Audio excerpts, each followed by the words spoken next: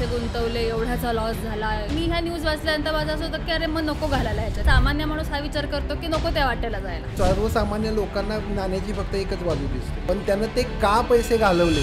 माझ्याकडचे जे पैसे आहेत ते मी सगळे एकाच कंपनीत इन्व्हेस्ट करणं बरोबर आहे, चुकीचं आहे किंवा 100% हे प्रशिक्षणाचाच भाग आहे. कारण सगळे पैसे जर एखाद्या स्टॉकमध्ये लावले किंवा एखाद्या कंपनीवर 100% विश्वास ठेवणं पण चुकीचं आहे. एक अमाऊंट माझी लॉसमध्ये गेली तर ती रिकवर करण्याची लॉस रिकवर करायचा कधीही कुठल्या ट्रेडरनं अजिबात प्रयत्न करायचा.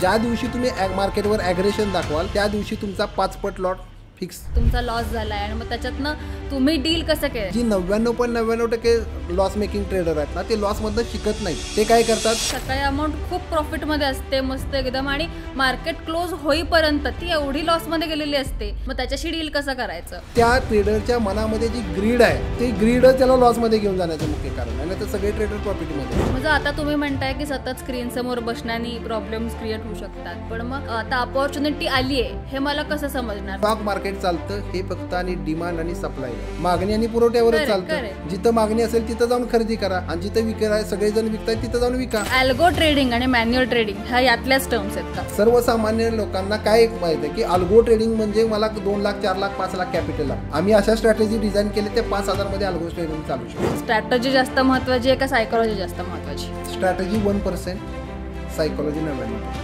कारण बेसिकली ट्रेडिंग किंवा स्टॉक मार्केटकडे लोक अर्निंग म्हणून बघतात, लर्निंग म्हणून बघत नाही. जर तुमचं लर्निंगच नसेल तर तुम्हाला येणारा अर्निंग येऊ शकेल. लोकांना फक्त कॉल आणि पुट, सीई बाय करणं आणि सीई पीई बाय करणं या दोनच गोष्टी त्यांना येतात. या कोर्सेसमध्ये किती डीप माहिती मिळू शकते. या कोर्सेसमुळे ज्यांना फुल टाइम ट्रेडिंग करायचंय किंवा पार्ट टाइम ट्रेडिंग करायचंय या दोन्ही लोकांना मदत किती होते, काय काय शिक्षण मिळतं. मी शेअर म्हणजे काय इथून सुरुवात करतो आणि तो क्लोज कसा करायचा आणि कोणती सिच्युएशन आल्यानंतर काय करायचं इथंपर्यंत त्यांना घेऊन जातो. माझ्या कोर्सचा एकच मोटिव्ह आहे, ट्रेडिंग स्किल डेव्हलपमेंट प्रोग्राम. नमस्कार. आज आपल्यासोबत आहेत ऋषिकेश जाधव सर. कराड, सातारा या जिल्ह्यामध्ये 12 वर्ष प्राध्यापक म्हणून त्यांनी काम केलं आहे. त्यांना त्याबरोबरच समाजकार्याची भयंकर आवड आहे आणि त्याच्यात त्यांनी खूप जास्त कामही केलं आहे.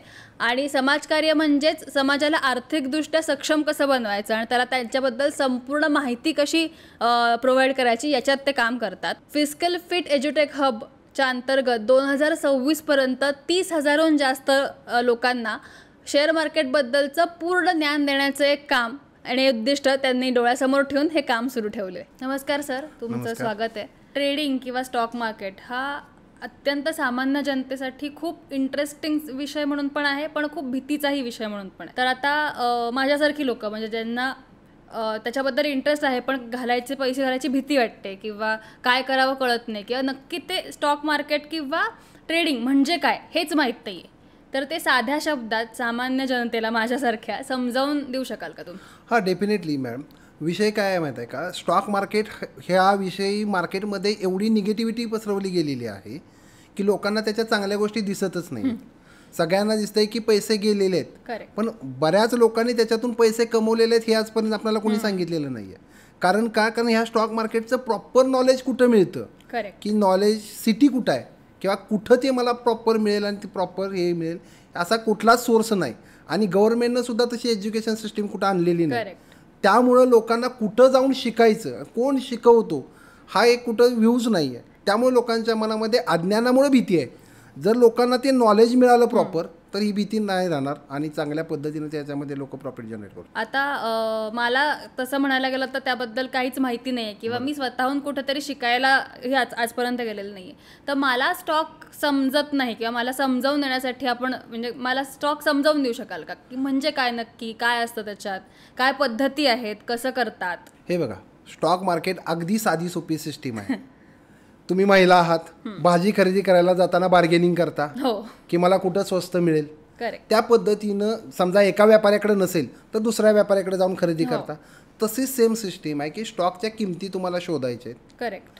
त्या तुम्हाला चार्टवर दिसतात, वेगवेगळ्या त्याच्या वेबसाईट आहेत, वेगवेगळे ॲप आहेत, तिथं जाऊन तुम्ही त्याची माहिती घेऊ शकता. पण त्याच्यासाठी तुम्हाला बेसिकपासून ॲडव्हान्सपर्यंतचं प्रशिक्षण घेतलं पाहिजे, नॉलेज घेतलं पाहिजे, तर तुम्हाला त्या सगळ्या गोष्टी समजतील. फक्त स्टॉक मार्केट 1-2 मिनिटांमध्ये समजणारा विषय नाहीये. लोक यूट्यूबवरती तो विषय झालाय की तुम्हाला मी एक स्क्रीनर देतो, मी या गोष्टी देतो, तुम्ही बाय करा, सेल करा, प्रॉफिट करा. त्यामुळे लोकांच्या मनामध्ये ही भीती आहे आणि त्यामुळे शेअर मार्केट बदनाम आहे. आणि खूप गोष्टी आपण अशा वाचतो सोशल मीडियावरती, पेपर्समध्ये, की एवढे पैसे गुंतवले, एवढ्याचा लॉस झाला, एवढा माणूस तो डबघाईत गेला, मग निफ्टी वगैरे वेगवेगळ्या टर्म्स आपण वाचतो.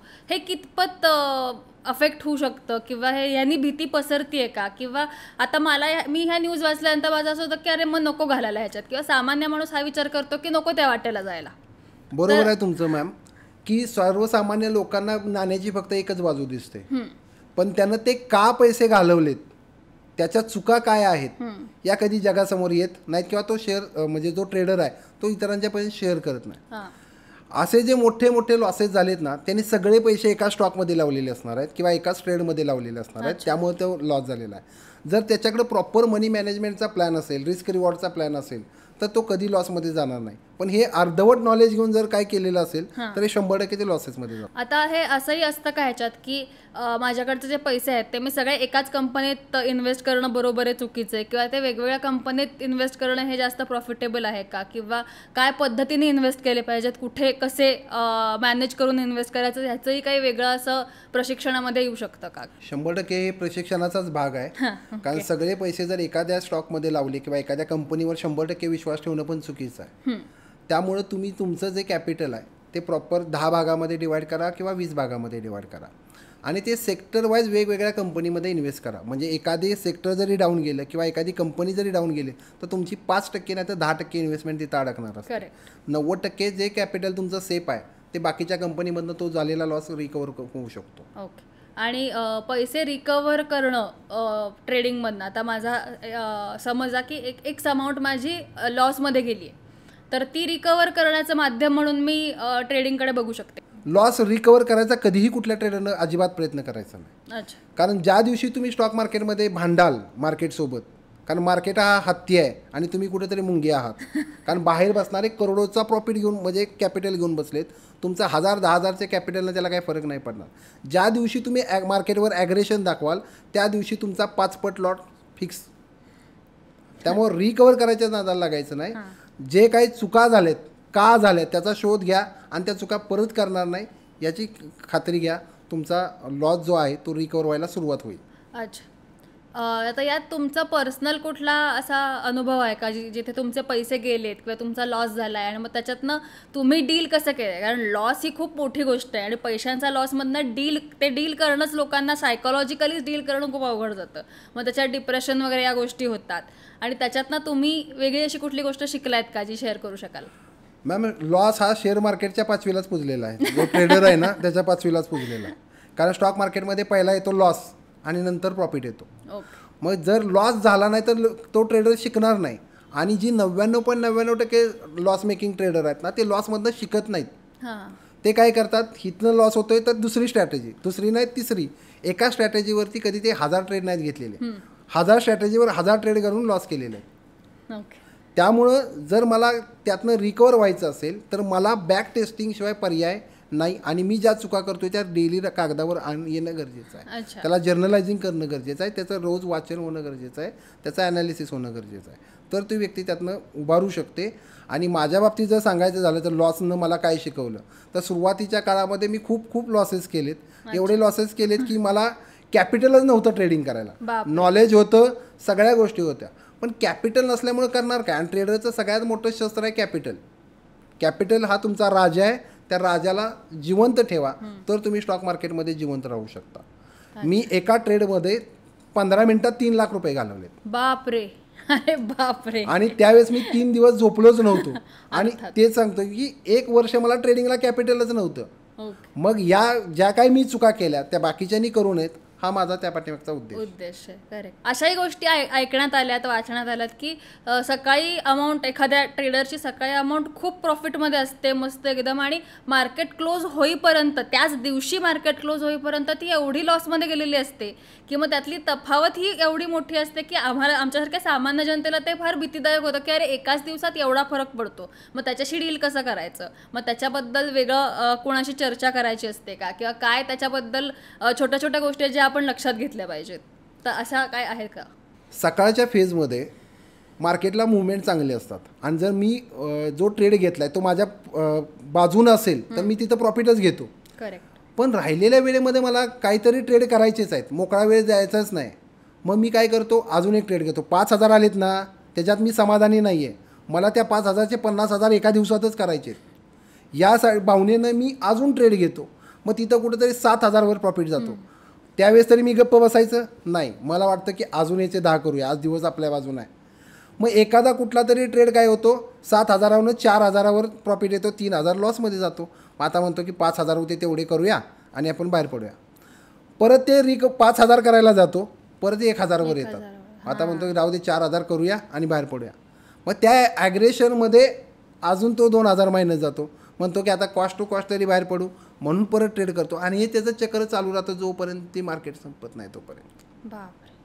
म्हणजे त्या ट्रेडरच्या मनामध्ये जी ग्रीड आहे, ते ग्रीडच त्याला लॉसमध्ये घेऊन जाण्याचं मुख्य कारण आहे. नाही तर सगळे ट्रेडर प्रॉफिटमध्ये आहेत. अच्छा. ट्रेड घेतल्या घेतल्या कधीच लॉसमध्ये जात नाही, तो प्रॉफिट देतो, पण पर्सेंटेजमध्ये. लोक प्रॉफिट बघतात तो आकड्यामध्ये आणि प्रॉफिट बघायचा असतो तो पर्सेंटेज.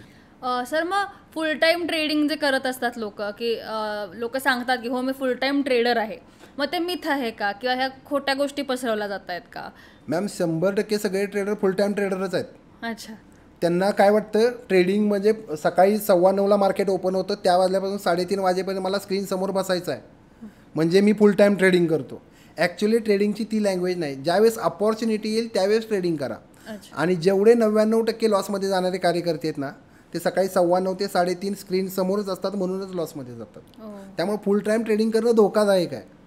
शक्य तेवढा त्या स्क्रीनच्या लांब राहायचा प्रयत्न करा आणि सेटअप फॉलो करा, नियम पाळा, सगळ्या गोष्टी प्रॉपर होऊन जातील. म्हणजे आता तुम्ही म्हणताय की सतत स्क्रीन समोर बसण्याने प्रॉब्लेम्स क्रिएट होऊ शकतात, पण मग आता अपॉर्च्युनिटी आली आहे हे मला कसं समजणार? त्यासाठी काय स्ट्रॅटेजी आहे, की आता मी स्क्रीन समोर नाही आहे पण आता अपॉर्च्युनिटी मला कळणार कशी की हां ही बरोबर अपॉर्च्युनिटी आहे? मॅम त्यासाठी प्रॉपर सेटअप फॉलो करावा लागतो. अच्छा. त्यासाठी डिमांड झोन आणि सप्लाय झोन. डिमांड झोन म्हणजे काय, ज्या ठिकाणाहून मार्केटला बाईंग येते किंवा मार्केटमध्ये खरेदी वाढते त्या ठिकाणीच कसं बाय करायचं, किंवा ज्या ठिकाणी विक्री होणार आहे त्या ठिकाणीच कसं विकायचं. हा सपोर्ट रेजिस्टन्स जे आहे हा टेक्निकल ॲनालिसिसचा पार्ट असतो. मग ज्यावेळेस मार्केट त्या दोन्हीच्या मध्ये असते त्यावेळेस ट्रेडिंग अपॉर्च्युनिटी नसते. मग चार्टवरती असे काही सिस्टीम आहेत किंवा असे काही सॉफ्टवेअर्स आहेत की जिथं तुम्ही ती प्राईस सेट करू शकता ॲटोमॅटिक, त्या ऑर्डर लावू शकता. तिथं तुम्ही ट्रेडमध्ये असायची काही गरज नाही. आणि जिथं विकायचं आहे ती पण ऑर्डर सेट करू शकता. शेअर मार्केट एकदम सोपं आहे, त्याला फक्त किचकट बनवलेलं आहे की असं करा, हे इंडिकेटर लावा, ते इंडिकेटर लावा, हे बघा, ते बघा. चूक. स्टॉक मार्केट चालतं हे फक्त आणि डिमांड आणि सप्लायवर, ओके, मागणी आणि पुरवठ्यावरच चालतं. जिथं मागणी असेल तिथं जाऊन खरेदी करा आणि जिथं विकाय सगळेजण विकतायत तिथं जाऊन विका. साधा सिंपल कन्सेप्ट आहे, पण त्याला व्हास्ट करून टाकलाय. हो, हे टेक्नोसॅव्ही लोकांचंच काम आहे. असे खूप नॉर्मल सामान्य लोकांना वाटतं की हा ज्याला टेक्निकली, कारण आम्हाला काय दिसतं की सेटअप लावून मोठे मोठे स्क्रीन्स लावून लोक बसलेत, त्याच्यावरती नंबर्स वरखाली होत आहेत. सो हे टेक्नोसॅव्ही लोकांचंच काम आहे का? ही खूप भीती असते लोकांची की हां मला त्यातलं काही कळत नाही. मॅम ही भूलभुलैया केलेली आहे स्टॉक मार्केटमध्ये की 4-5 स्क्रीन लावणे, सगळा सेटअप करणे आणि त्याच्यामध्ये मी प्रॉपर ट्रेडिंग करतोय असा विषय नाही आहे. तुम्ही साधा एखादा लॅपटॉप घेतला आणि मोबाईल घेतला तरीही सुद्धा त्याच्यावर प्रॉपर ट्रेडिंग करू शकता. फक्त तुम्हाला त्यामध्ये काय बघायचं आहे तो दृष्टिकोन दिला की काम संपलं. अच्छा. माझे खूप मित्र असे आहेत जे फक्त फोनवरती ट्रेडिंग करतात किंवा फोनच यूज करतात. तर सेटअप, आता जर मला फुल टाईम ट्रेडर व्हायचं आहे, मला त्याच्यात खूप इंटरेस्ट आहे आणि मला त्याच्यातनं पैसे कमवायचे आहेत, तर मी सेटअप लावून जो काही 3-4 तासांचा वेळ आहे तो सेटअप लावून त्याच्यावरती काम करणं जास्त प्रेफरेबल आहे का फोनवरती एका काम करणं जास्त प्रेफरेबल आहे? तुमच्याकडे एक लॅपटॉप असला तर सेटअप खूप झाला. सगळ्या 17 स्क्रीन लावणं आणि त्याच्यावरती बघणं, मी ट्रेडर आहे दाखवणं यासाठी नाही आहे. तुम्ही ॲनालिसिस कधी करायचं आहे, मार्केट बंद झाल्यानंतर की उद्या काय करायचं आहे, कुठल्या लेवलला मार्केट आहे, कुठं मला बाईंग करायचं आहे, कुठं सेलिंग करायचं आहे, त्या मार्केट संपल्यानंतर सुद्धा ऑर्डर लावता येतात. अच्छा. फक्त मोबाईलवरती ट्रेडिंग करणं म्हणजे सगळं जर तुम्ही मोबाईलवरतीच करत असाल तर ते रिस्की आहे. समोरचे आलेले सगळे रणगाडे वगैरे घेऊन आणि तुम्ही काठी घेऊन त्यांच्यासोबत बांधायला गेला, कसं होणार आहे ते? बरोबर. ते जर तोफा घेऊन आले असतील तर तुम्हाला पण तोफा घेऊन गेलं पाहिजे. ते मिसाईल घेऊन गेले असतील तर तुम्हाला पण मिसाईल घेऊन गेलं पाहिजे. म्हणजे त्या पद्धतीनं तुम्ही ट्रेडिंगमध्ये उतरलं पाहिजे की प्रॉपर सेटअप आपल्याला असला पाहिजे. सो फुल टाईम ट्रेडर्सचं काम ॲज पर आत्ता मला जे समजलं की मार्केट संपल्यावरती किंवा मार्केट बंद झाल्यावरती उद्याचा जो ॲनालिसिस आहे तोही करणं तितकंच महत्वाचं आहे. अभ्यास आहे तो केलाच पाहिजे कारण मार्केट काय एका जागेवर थांबत नाही. Correct. रोज सिच्युएशन वेगवेगळ्या देतं. बरोबर. त्यामुळे काय घडलंय आणि उद्या काय घडू शकतं हे अनालिसिस करणं हे रोजचा अभ्यास करण्यासारखंच आहे आणि तो जो करतोय तोच प्रोफेशनल ट्रेडर. सेबीच्या अहवालानुसार 90% ट्रेडर्स हे लॉसमध्ये असतात असा तो अहवाल सांगतो. तर मग हे वाचल्यानंतर किंवा हे माहिती असताना ट्रेडिंग करणं हे बरोबर आहे का आणि ते करायला जावं का? IAS IPS चा रिझल्टची पर्सेंटेज किती आहे? फार नॉट कमी. नॉट नॉट हो, 1%. तरी पण लोक ते करतात. करेक्ट. त्याच्यामध्ये काही सक्सेसफुल होतात. तसंच आहे स्टॉक मार्केटमध्ये फक्त भीती घातलेली आहे की असं केल्यानंतर असं होतं. जर तुम्ही प्रॉपर सेटअप फॉलो करत असाल, मनी मॅनेजमेंट करत असाल, ट्रेड मॅनेजमेंट, रिस्क मॅनेजमेंट तुमचं प्रॉपर असेल तर तुम्ही यशस्वीच होणार आहे. कारण तुमचा लॉस लिमिटेड असणार आहे, तुम्ही प्रॉफिट व्यवस्थित मॅनेज करताय, सगळ्या गोष्टी प्रॉपर सिस्टमॅटिक करताय तर लॉस होण्याची भीती नाही. जे प्रोसेस फॉलो करत नाहीत ते लॉसमध्ये जात आहेत. फॉर एक्झाम्पल हायवेवरती निघालाय, ट्रॅफिकचे नियम तुम्ही फॉलो केले तर तुमचा ॲक्सिडेंट होण्याचे नथिंग आहेत. हो. आजपर्यंत तुम्ही गाड्या चालवताय किंवा टू व्हीलरवर नाला ॲक्सिडेंट झालाय का? नाही. तुम्ही नियम फॉलो केलाय म्हणून. ॲक्सिडेंट कोणाचे होतात? जे नियम पाळत नाही त्यांचे. मग 90% कोण आहेत? नियम तुम्ही फॉलो ओळखून न घ्या. करणार. मी अजूनही अशी लोक बघितली जी ट्रेडिंग करताना दिवस चांगला आहे का किंवा असं काही सगळं बघतात. सो ज्योतिषाला विचारून ट्रेडिंग करणं याच्याबद्दल तुमचं काय मत आहे? स्टॉक मार्केट प्रेडिक्ट करणं हे कुणाचंच काम नाही आहे. स्टॉक मार्केटला प्रेडिक्ट नसतं करायचं. स्टॉक मार्केटला फक्त कॅल्क्युलेट करायचं असतं. स्टॉक मार्केटमध्ये जर तो ट्रेड तुमच्या सोबत असेल तर त्याला तुम्ही कशा पद्धतीनं मॅक्सिमाइज करू शकता प्रॉफिटला, आणि जर तुमच्या विरोधात गेला तर त्याला लॉसला कसं रिकवर करू शकता किंवा कसं कंट्रोलमध्ये ठेवू शकता हे स्टॉक मार्केट आहे. त्यामुळे प्रिडिक्शन वगैरे असल्या काही भानगडीत ज्योतिषी काही सांगू शकणार नाही या बाबतीत. मला आता ट्रेडिंग करायचं आहे तर मग त्याच्यात काय कुठले वेगवेगळे प्रकार आहेत आणि त्याच्यात त्या प्रकारांमध्ये कशा डिफरन्शिएट होतात गोष्टी, तर त्याच्याबद्दल मला सांगा ना काही. ट्रेडिंगचे तसे 3 प्रकार पडतात. जर ज्याच्याकडे पूर्ण वेळ आहे, ज्याला प्रोफेशनल ट्रेडर बनायचा तो इंट्राडे ट्रेडिंग करू शकतो, पण त्याला प्रॉपर नॉलेज असावं लागतं. त्याच्यामध्ये सकाळी 9:15ला तुम्ही मार्केटमध्ये एंट्री करता 3:30 पर्यंत. मग प्रॉफिट झाला तरी तुमचा, लॉस झाला तर देऊन जायचं. करेक्ट. मग हे इंट्राडे ट्रेडिंग कोण करू शकतं? की ज्याच्याकडे पूर्ण वेळ आहे तो. पण समजा तुम्ही जॉबला आहात आणि तुम्हाला स्क्रीनवर राहायला वेळ नाही तर तुम्ही स्विंग ट्रेडिंग करू शकतात की त्याचा कालावधी 2 दिवसापासून 15 दिवस 1 महिन्यापर्यंत तुम्ही त्या स्टॉकला होल्ड करू शकता किंवा त्या ट्रेडला होल्ड करू शकता. याच्यामध्ये रिस्क कमी असते, प्रॉफिट होण्याचे चान्सेस जास्त असतात. आणि ज्याला आपली वेल्थ क्रिएट करायची आहे, संपत्ती वाढवायची आहे, तो लॉंग टर्ममध्ये जाऊ शकतो. म्हणजे ते 1 दिवसापासून पुढच्या नातवापर्यंत परतोंड्यापर्यंत गिफ्ट करायचं असेल तो लॉंग टर्ममध्ये जातात ते. आणि सगळ्यात महत्त्वाचं जे आजपर्यंत स्टॉक मार्केटमध्ये यशस्वी झालेली लोक आहेत ते लॉंग टर्म इन्व्हेस्टमेंटमध्ये झालेली आहेत. अच्छा. स्विंग ट्रेडिंग हा सगळ्या ट्रेडिंगचा बाप आहे. ओके. म्हणजे त्याच्यामध्ये तुम्ही ट्रेडिंग प्लस होल्डिंग असतं, त्यामुळे रिस्क कमी, प्रॉफिट होल्डिंग कॅपॅसिटी जास्त असते त्याच्यामध्ये. माझं तर सगळ्यांना रिकमेंडच असतं की 3 वर्ष तुम्ही फक्त स्विंग ट्रेडिंग करा, त्याच्यामध्ये मास्टर बना आणि मग इंट्राडेमध्ये या. पण लोक ऐकत नाहीत, त्यांना थोड्या 2-4 कॅन्डल समजायला चालू झालं की ते लगेच इंट्राडेमध्ये शिफ्ट होतात. तुम्ही आत्ता म्हणलात प्रकार सांगताना की ट्रेडिंगमध्ये किंवा स्टॉक मार्केटमध्ये इन्व्हेस्ट करून अशी लोक आहेत जी ॲक्च्युली ज्यांनी संपत्ती गोळा केली आहे किंवा जे खूप वेल्दी झालेत की आता ते बसून खाऊ शकतात एवढी संपत्ती त्यातून त्यांनी मिळवली. तर असे काही उदाहरणं आहेत का आपल्याकडे, अशी काही नावं आहेत का की ज्यांनी हे सगळं करून एवढी सगळी संपत्ती गोळा केली आहे? सगळं जग ज्यांना स्टॉक मार्केटचा गुरु म्हणतात ते वॉरेन बफेट आहेत. अच्छा. भारतामध्ये जर बघायचं झालं तर राकेश झुंझुनवाला आहेत, राधाकृष्ण दमानी आहेत, त्यानंतर विजय केडी आहेत. असे भरपूर लोक आहेत की ज्यांनी स्टॉक मार्केटमध्ये चांगल्या पद्धतीनं प्रॉफिट आणि प्रॉपर्टी जनरेट केलेली आहे. पण मी असं म्हणतो की त्यांनी केलं आहे म्हणून तुम्ही करू नका. तुम्ही स्वतःचा एक व्यवसाय म्हणून या क्षेत्राकडे बघा आणि त्याला जे जे काही लागतं नॉलेज ते घ्या, बॅक टेस्ट करा, प्रॅक्टिस करा आणि कॉन्फिडन्स आल्यानंतर मग ट्रेडिंगमध्ये उतरा. अच्छा. जे लॉस मेकर आहेत ते याच्यातलं काहीच करत नाहीत म्हणून लॉस मेकर आहेत. आणि आता खरं तर अख्ख्या जगाला ट्रेडिंग किंवा स्टॉक मार्केट म्हणल्यानंतर एकच नाव डोळ्यासमोर येतं, हर्षल मेहता. त्या केसमध्ये किंवा त्या नावाला घेऊन भीती धरणं हे कितपत बरोबर आहे आणि ते नाव धरूनच की हा नको त्या वाटायला जायला हा विचार करणं ही सायकोलॉजी कितपत बरोबर? सर्वसामान्य जे सेफेस्ट इन्व्हेस्टर्स आहेत त्यांचा एकच पॉईंट ऑफ व्ह्यू असतो की मी कष्टानं कमवलेले पैसे आहेत. करेक्ट. ते कुठं गेले नाही पाहिजेत, बरोबर. कारण ते पैसे त्यानं फ्युचरचा विचार करून कमवलेले असतात. पण कसं असतं, बँकेमध्ये पैसे जरी ठेवले तरी बँकासुद्धा बुडलेले आहेत, रिस्क कुठेही नाही. घरामध्ये ठेवले तरी चोरीला जाण्याची रिस्क आहे. पण जर तुम्ही कॅल्क्युलेटिव्ह रिस्क घेत असाल, कॅल्क्युलेशन करून रिस्क घेत असाल तर तुम्हाला काही प्रॉब्लेम नाही. नाहीये. सगळेच पैसे स्टॉक मार्केटमध्ये लावू नका ना. गोल्ड ऑपॉर्च्युनिटी आहे, म्युच्युअल फंड आहे, त्याचबरोबर कंपन्यांचे बॉन्ड्स आहेत, त्यामध्ये इन्व्हेस्टमेंट करा. रिअल इस्टेट आहेत, त्यानंतर NTPCचा ऑप्शन आहे की जिथं फिक्स रिटर्न्स तुम्हाला मिळतात. अशा ऑप्शनमध्ये तुम्ही इन्व्हेस्टमेंट करा ना. करेक्ट. स्टॉक मार्केटमध्ये ना मी असं ऐकण्यात आलं आहे, वाचण्यात आलं आहे, बोलण्यात आलं आहे की गुजराती, मारवाडी, सिंधी या लोकांना ते खूप पैसे एकत्र मिळून कमवतात किंवा त्यांचे कम्युनिटीज आहेत असं आपण म्हणू शकतो. आणि त्याच्यातनं या लोकांची नावं जास्त आत्ताही आपण घेतली त्याच लोकांची नावं जास्त आहेत. तर ह्यांचा आदर्श घेऊन मराठी माणसांनी काही केलं पाहिजे का, किंवा यातून मराठी माणसांनी काही शिकलं पाहिजे का? छत्रपती शिवाजी महाराजांनी एकच वारसा दिलाय, लढायचं मागं नाही हटायचं. मग ते सगळीकडे नाही चालत. स्टॉक मार्केटमध्ये ना हे सगळे एकटेच तलवार घेऊन निघाले. आपल्याकडे म्हण आहे ना, वेडात वीर दौडले 7. हे 7 जण एकच साथ येत नाहीत, एकटे जातात लढायला. आणि त्या ज्या कम्युनिटी आहेत, सिंधी, मारवाडी, गुजरात, त्यांच्या ज्या कम्युनिटी आहेत ना, ते एकमेकाला सहकार्य करतात, सपोर्ट करतात, कुठं चुकतंय ते सांगतात.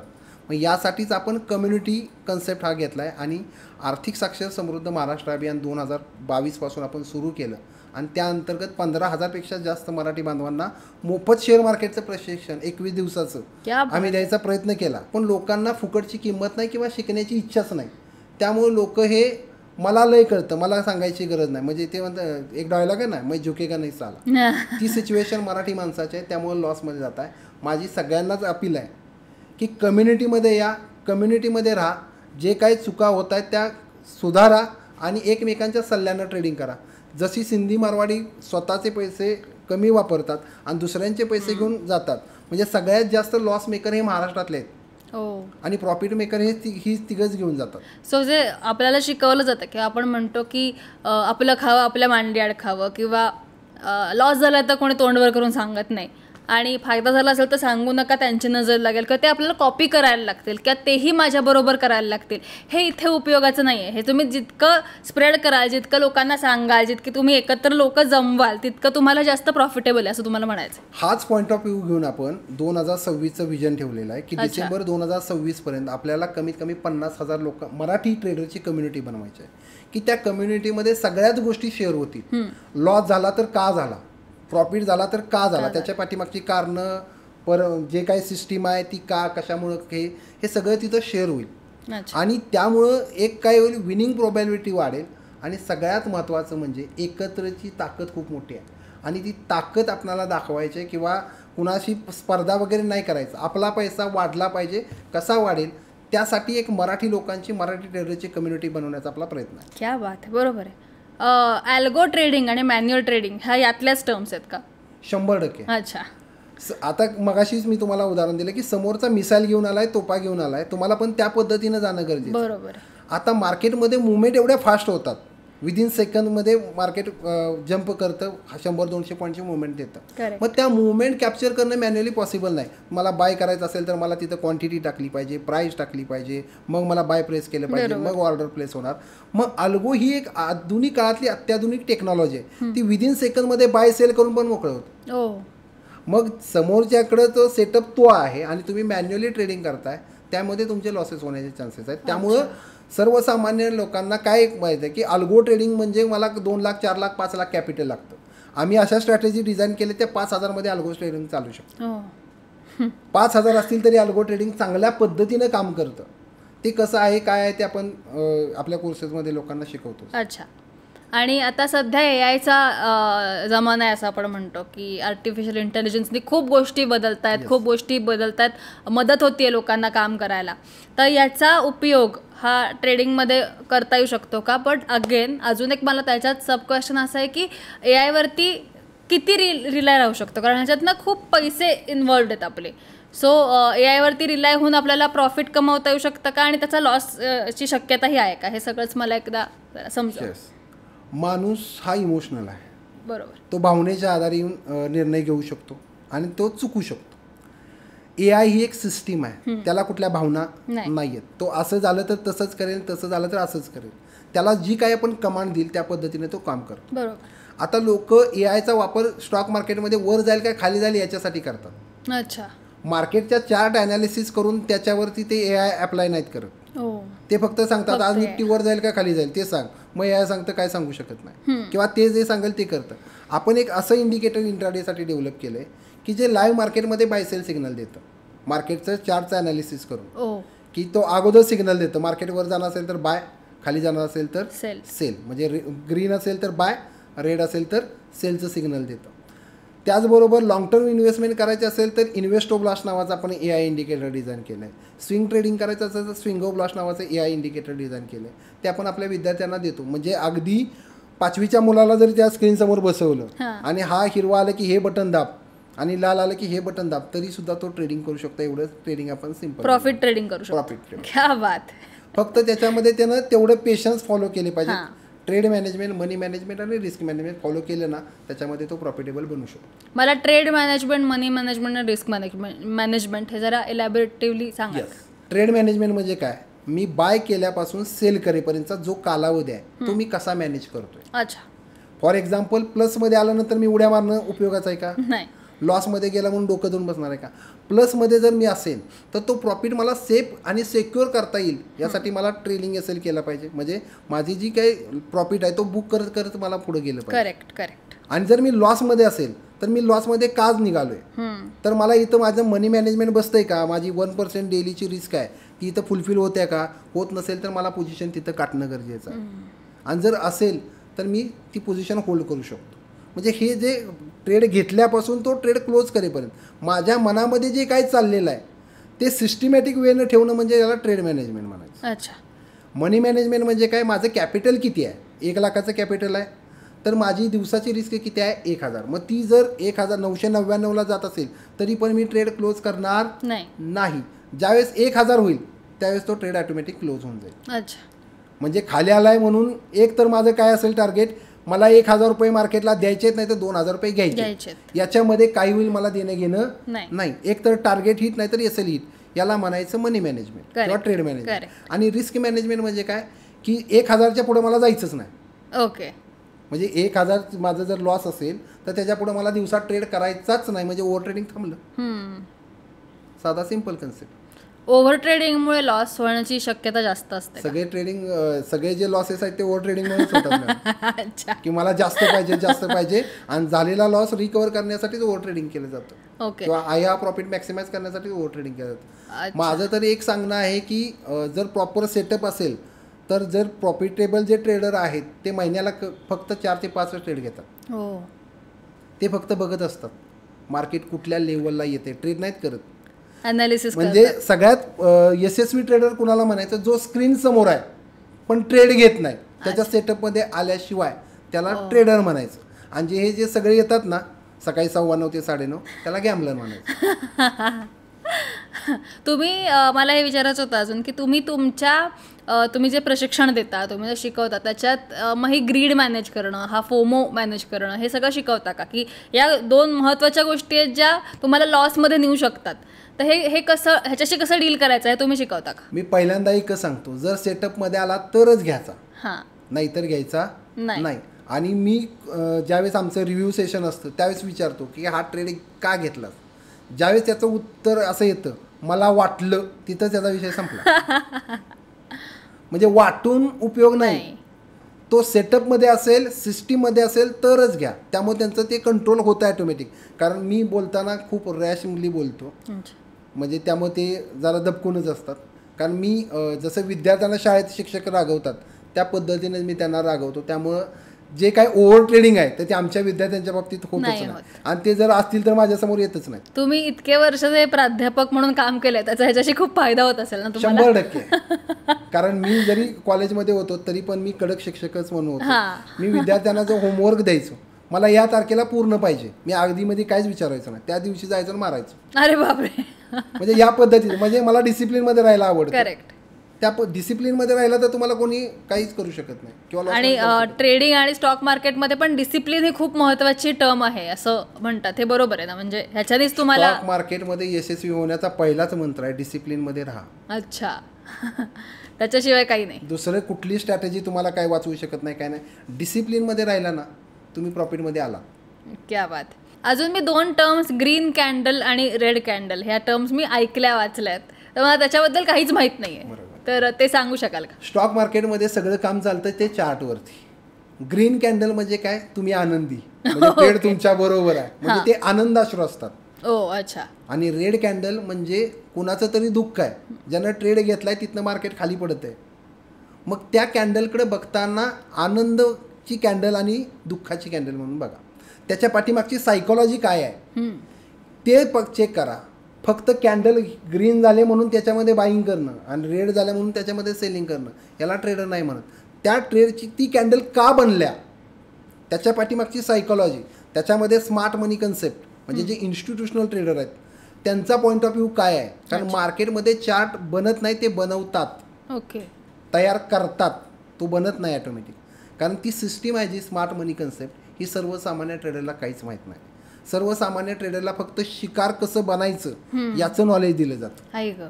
आणि जे मोठमोठे SMC प्लेयर आहेत, म्हणजे ज्यांच्याकडे मोठा पैसा आहे, अंदाधुंद पैसा आहे, त्यांना कसं शिकार करायचं हे शिकवलं जातं. मग आम्ही जे आमच्या विद्यार्थ्यांना शिकवतो ना, तो इन्स्टिट्यूशनलचा माइंडसेट काय आहे ते शिकवतो. त्यामुळे त्यांचं ट्रॅपिंग होण्याचं प्रमाण कमी होत. आता तुम्ही 2 शब्द कंटिन्युअसली वापरले, स्ट्रॅटर्जी आणि सायकोलॉजी.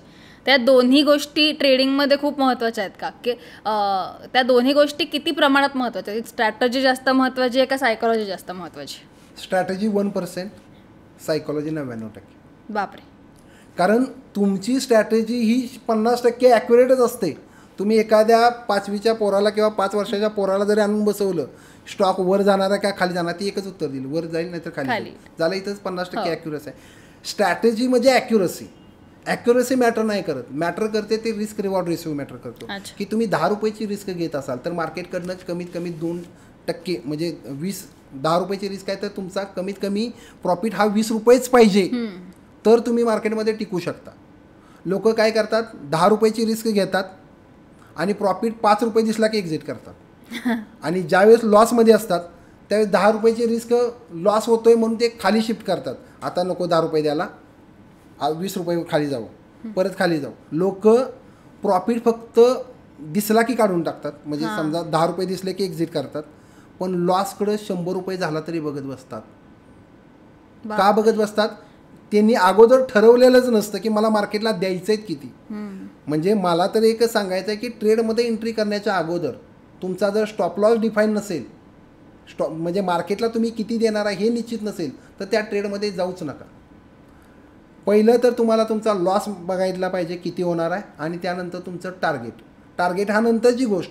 पहिल्यांदा तुम्हाला तुमचा लॉस डिफाईन केला पाहिजे जर यशस्वी ट्रेडर व्हायचं असेल तर. एक्सपायरी डे आणि हिरो झिरो हे गोष्टी मी आत्ता काही मित्रांकडनं ऐकल्यात, किंवा ते जेव्हा बोलतात तेव्हा ह्यातलं मला काहीच ज्ञान नाही, तर मला त्याच्याबद्दलही जाणून घ्यायचं. समजा जर तुम्ही एखादी 4 व्हीलर बाय केलेली आहे किंवा समजा 2 व्हीलर बाय केली, करेक्ट, शोरूममधनं काढलेलं आहे, तर लगेच तुम्हाला इन्शुरन्स घेता की काही झालं तर आपलं. मग तसंच या ऑप्शनची प्रत्येक आठवड्यातल्या एका पर्टिक्युलर दिवशी एक्सपायरी असते. म्हणजे 100 रुपयाचा तो तुमचा ऑप्शन आहे, तो त्या एक्सपायरीला 0 होणार असतो. म्हणजे 100 रुपयाची वस्तू तुम्हाला 1 रुपयाला मिळत असते, 5 रुपयाला मिळत असते, 10 रुपयाला मिळत असते. मग लोकांना काय वाटतं की मला स्वस्तात मिळतंय म्हणून ते भरपूर, आता समजा साड्यांचा सेल लागला तर काय होतं, बल्कमध्ये लेडीज बल्कमध्ये परचेस करतात. तसंच ते एक्सपायरीचा विषय लागला तर भरपूर, नाही गेलं तर सगळे जाणार. मग ते कसं असतं की 5 रुपयेचा ऑप्शन कधी कधी 500 रुपये पण होतो, 100 रुपये पण होतो, 200 रुपये पण होतो. म्हणजे इथं तुमचे पैसे 5 पट 10 पट होण्याचे चान्सेस असतात. पण ते कधी 6 एक्सपायरीमधनं एकदा, ॲन ॲव्हरेज 6 एक्सपायरीमधनं अशा मुवमेंट येतात. पण लोक प्रत्येक एक्सपायरीला ट्राय करायला जातात, हे चुकतं. आणि सगळ्यात महत्त्वाचं एक तर तिथं 2च वाक्य येतात, हिरो झिरो. 99% झिरो होतात आणि लोक त्यामध्ये ट्रॅप होतात. त्यामुळे एक्सपायरी ट्रेडिंग हे बायरसाठी नाही बनवलेलं सेगमेंट, हे सेलरसाठी बनवलेलं सेगमेंट आहे. ही पहिल्यांदा लोकांनी लक्षात घेणं गरजेचं आहे. आत्ताही आपल्याला बोलताना खूप वेळा तुमचे 2 शब्द आले, ऑप्शन आणि फ्युचर. आणि रादर मी अनेक लोकांना बोलताना किंवा आर्टिकल्स वाचताना हे ऑप्शन आणि फ्युचर या 2 टर्म्स खूप वेळेला वाचल्यात. तर ह्याचं काय नक्की अर्थ आहे आणि ह्याचा काय महत्व आहे या सगळ्या? साध्या सिंपल लँग्वेजमध्ये मी सांगतो, हे डेरिव्हेटिव्ज आहेत. फ्युचर आणि ऑप्शन हे काय, स्टॉक मार्केटचे डेरिव्हेटिव्ह. म्हणजे थोडक्यात काय की समजा दूध आहे, दुधापासून दही, ताक, लस्सी, आईस्क्रीम वगैरे बनतं. दुधाची किंमत वाढल्यानंतर साहजिकच आहे या वस्तूंच्या सगळ्याची किमती वाढणार आहेत. पण श्रीखंडाची किंमत वाढल्यानंतर दुधावर काय फरक पडणार आहे का दुधाच्या रेटवर? नाही. कारण हे डेरिव्हेटिव्ज आहेत. तसं मला निफ्टी 50मध्ये किंवा बँक निफ्टी हे इंडेक्स आहेत, याला काय अस्तित्व नाही. याच्यामध्ये मी ट्रेडिंग करू शकत नाही कारण त्या सगळ्या स्टॉकचं ते ॲव्हरेज आहे. जर मला याच्यामध्ये ट्रेडिंग करायचं असेल तर त्याचे काहीतरी मला डेरिव्हेटिव्ज केले पाहिजेत. मग हे फ्युचर हे डेरिव्हेटिव्ह आहे, ऑप्शन हे डेरिव्हेटिव्ह आहे. मग आता समजा मला निफ्टी 50मध्ये ट्रेड करायचं आहे तर त्या सगळ्या 50-100 कंपन्यांमध्ये मी नाही इन्व्हेस्टमेंट करू शकत. मग मी काय करू शकतो, निफ्टीचा फ्युचर बाय करू शकतो. अच्छा. मग त्याला जशी निफ्टी मूव्ह करेल तसा फ्युचर वाढणार आहे किंवा कमी होणार आहे 1-1 रुपयानंच. पण ऑप्शन म्हणजे काय, असं झालं तर तसं होईल. म्हणजे तो एक इन्शुरन्स म्हणून, एक सिक्युरिटी म्हणून एक सेगमेंट तयार केलं ऑप्शन. म्हणजे फॉर एक्झाम्पल मगाशी मी तुम्हाला एक्झाम्पल दिलं की तुम्ही शोरूममधून गाडी बाहेर काढली, त्याला जर काही डॅमेज झाला तर ती इन्शुरन्स कंपनी तुम्हाला त्या पैशाच्या म्हणजे जो काही तुम्ही इन्स्टॉलमेंट भरला आहे त्याच्या बदल्यात तुमची गाडी रिकवर करून देईल. जर तुमच्या 1 वर्षात त्या गाडीला काही झालं नाही तर तुम्ही इन्शुरन्स कंपनीकडे जाता का मला पैसे दे मागून? नाही. कालावधी संपला, एक्सपायरी संपली, ऑप्शनचा विषय संपला. ऑप्शनला ॲज अ सिक्युरिटीचं प्रोटेक्शन म्हणून सेगमेंट इनोव्हेट केलं आहे, पण लोक त्याचा ट्रेडिंगमध्ये गैरवापर करतात. जे काय फ्युचरची आपण पोझिशन घेतलेली असते किंवा एखाद्या स्टॉकची पोझिशन घेतलेली असते ती जर आपल्या विरोधात जाऊ नये त्यासाठी एक इन्शुरन्स किंवा सिक्युरिटी व्हावी म्हणून ऑप्शन सी किंवा पी बाय केले जातात आणि लोकांनी त्याचा अर्थ घेतला की याच्यामध्ये ट्रेडिंग करता येतं. ओ अच्छा. आत्ता जे बोललात तुम्ही पोझिशन घेणं, ह्याचा नक्की अर्थ काय? पोझिशन घेणं म्हणजे काय, मी त्या कंपनीच्या ट्रेडमध्ये किंवा त्या स्टॉकमध्ये एंट्री करणं किंवा ट्रेड घेणं. म्हणजे माझं काय आता ॲनालिसिस सांगताय की निफ्टी आता इथून वर जाईल, मग मी काय करेन, निफ्टीचा फ्युचर बाय करेन. म्हणजे मार्केट जर वर गेलं तर मला प्रॉफिट होईल. पण मार्केट जर खाली पडलं तर खाली पडण्याचं मला काहीतरी संरक्षण पाहिजे ना, कारण तो फ्युचर 1 लाख रुपयाला येतो. मग तो 1 लाखाचं मला खाली पडलं तर मोठं नुकसान होणार आहे. बरोबर. मग त्याला कुठंतरी मला संरक्षण द्यायचं असेल तर खाली पडण्याचं संरक्षण म्हणजे पुट किंवा पी, तो मी बाय करून त्याला प्रोटेक्शन देऊ शकतो. अच्छा. मग हे प्रोटेक्शनचं माध्यम आहे ऑप्शन.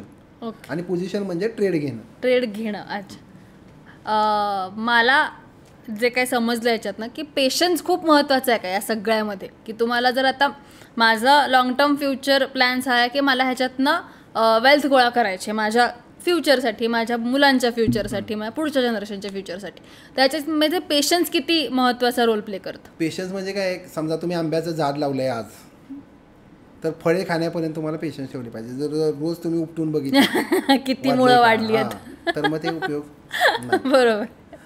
ते फळे खाण्यापर्यंत पेशन्स ठेवणं गरजेचं आहे. म्हणजे पेरल्यानंतर काढणीपर्यंत, नाही तर रोज जाऊन कुठं आले काय आले बघितलं तर उपयोग नाही. तेवढे पेशन्स पाहिजेत. म्हणजे एकदा मी पैसे टाकले एखाद्या स्टॉकमध्ये किंवा इन्व्हेस्ट केले तर ते माझे नव्हतेच असं कन्सिडर, या उद्देशानं जर तुम्ही तिकडे सोडून दिले तर त्याची वेल्थ बनते. जर रोज जर बघितलं आणि हिरव्यात दिसलं, म्हणजे समजा ग्रीन प्रॉफिटमध्ये दिसलं, तर तुमचं एक मन तयारच होतं वीक आणि दुसरा घे. जर तुम्ही त्याच्याकडे बघितलंच नाही आणि जे काही हिरो झिरो म्हणतात, मगाशी तुम्ही विषय काढला, हिरो झिरो कॉल कोणाचे बनतात माहिती आहे मॅम? ज्यानं ते पैसे टाकलेत आणि 3:30 वाजता डायरेक्ट मार्केट क्लोज झाल्यानंतर येऊन बघितलेत, त्याला ते हिरो झिरोचे पैसे मिळतात.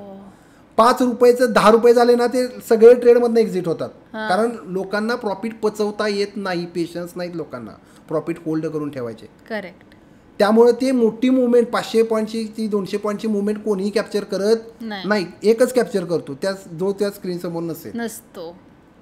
म्हणजे फॉर एक्झाम्पल कसं झालं पाहिजे, मला समजा हिरो झिरो घ्यायचा आहे, मी घेतला आणि मला फोन आला आणि मी फोनवर बोलत बसलो, गर्लफ्रेंडचा फोन आला समजा, मी बोलत बसलो आणि मला कळालंच नाही मार्केट बंद झालेलं आणि मी परत जाऊन बघितलं, अरे 5 रुपयाचा 500 झाला. अशा सिच्युएशनमध्ये होऊ शकतं. जर मी स्क्रीन समोर असेल तर 5चा 10 झाला तरच मी एक्झिट करतो. मी परत फोन लावतो माझ्या मित्राला, अरे मी घेतलेला 500ला गेला. अशी मुवमेंट कधी कोण कॅप्चर करत नाही. आणि ही जी मोठी मोठी नावं मगाशी तुम्ही घेतली ज्यांनी ह्याच्यातनं वेल्थ क्रिएट केलंय, यांच्या वेल्थ क्रिएट करण्यामध्ये पेशन्स हाच एक महत्त्वाचा रोल होता का त्यांचा?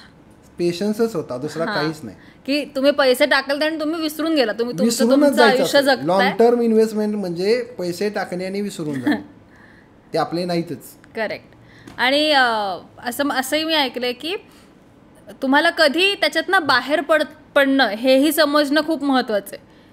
तर त्याच्याबद्दल थोडंसं मला सांगा की मी एकीकडे कुठेतरी इन्व्हेस्ट केलेत पण मला त्याच्यातनं बाहेर कसं पडायचंय का कधी पडायचंय कुठली करेक्ट वेळ आहे ते बाहेर पडायची हे माहीत असणं गरजेचं आहे का? सगळ्यात महत्त्वाचं बाहेर पडणंच आहे. कारण बरीच लोक जो लॉस आहे त्याला होल्ड करतात, वाढेल वाढेल वाढेल वाढेल या अपेक्षेनं. जर तो खाली गेलाय तर तो खाली वाढण्यासाठी नाही गेलेला. तुम्ही एखाद्या चुकीच्या ट्रेनमध्ये बसलाय तर पुढच्या स्टेशनला तुम्हाला उतरणं गरजेचं आहे, कारण तुम्हाला माहित आहे इथं आपण फसतोय. करेक्ट. मग ते जोपर्यंत त्याला कळत नाही तोपर्यंत तो एक्झिट करत नाही. त्यामुळे तुमचा प्रॉपर मनी, मगाशी मी जे बोललो, तुमचा ट्रेड मॅनेजमेंट, मनी मॅनेजमेंट, रिस्क मॅनेजमेंट प्रॉपर पाहिजे की त्याच्यातनंच ठरतं की कधी तुम्हाला एक्झिट करायचं आहे. मगाशी मी सांगितलं की रिस्क रिवॉर्ड रेशो, तुम्ही 1 रुपयाची रिस्क घेताय तर 2 रुपयेपर्यंत तुम्हाला थांबणं गरजेचंच आहे. करेक्ट. मग तसं तुम्ही जर एखादी लाँग टर्म पोझिशन होल्ड करून ठेवलेली आहे किंवा शॉर्ट टर्म, तुमचं जर रिस्क रिवॉर्ड तिथं मॅच होत नसेल तर तुम्ही एक्झिट करा. बरोबर. टार्गेट आले एक्झिट करा, थांबायचं नाही. म्हणजे समजा 1 रुपयाची रिस्क घेतल्या, 2 रुपये प्रॉफिट आले तर तिथनं एक्झिट करायचं आहे. टार्गेट ठरवणं खूप महत्वाचं. हां, जे काय म्हणजे प्रत्येक गोष्ट इथं प्लॅनच करायची आहे. जर प्लॅन नसेल तर तुमचा उपयोगच नाही स्टॉक मार्केट. करेक्ट. अजून एक मला पडलेला प्रश्न म्हणजे समजा मी जॉब करते आणि मला त्याच्याबरोबर शेअर मार्केट स्टॉकमध्ये गुंतवायचं. आता माझी एक्स अमाऊंट सॅलरी आहे तर मी किती % त्याच्यात गुंतवू शकते आणि मला त्याच्यातलं खूपसं ज्ञान नाही आहे पण मला ते तिथे पूर्ण वेळ द्यायलाही मला शक्य नाही कारण मला जॉब करायचा आहे, माझं सर्व्हायवल माझ्या जॉबवरती आहे. तर मग ह्याच्यात मी कोणाची मदत घेऊ शकते का किंवा की हां तू मला मदत कर, मला ह्याच्यातनं वेल्थ क्रिएट करायचं आहे पण मला पूर्ण वेळ देता शक्य नाही. तर हे कुठून असं आपण करू शकतो का?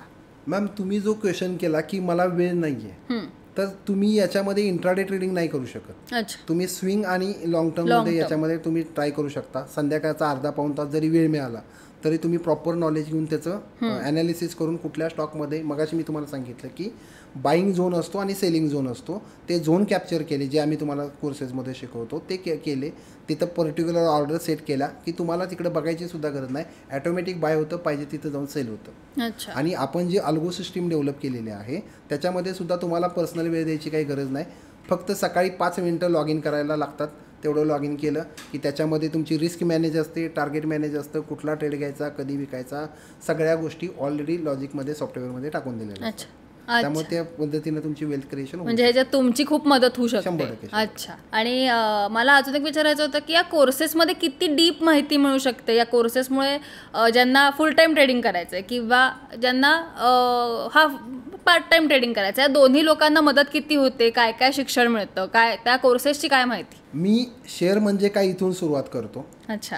आणि तो क्लोज कसा करायचा आणि कोणती सिच्युएशन आल्यानंतर काय करायचं इथंपर्यंत त्यांना घेऊन जातो. माझ्या कोर्सचा एकच मोटिव्ह आहे, ट्रेडिंग स्किल डेव्हलपमेंट प्रोग्रॅम.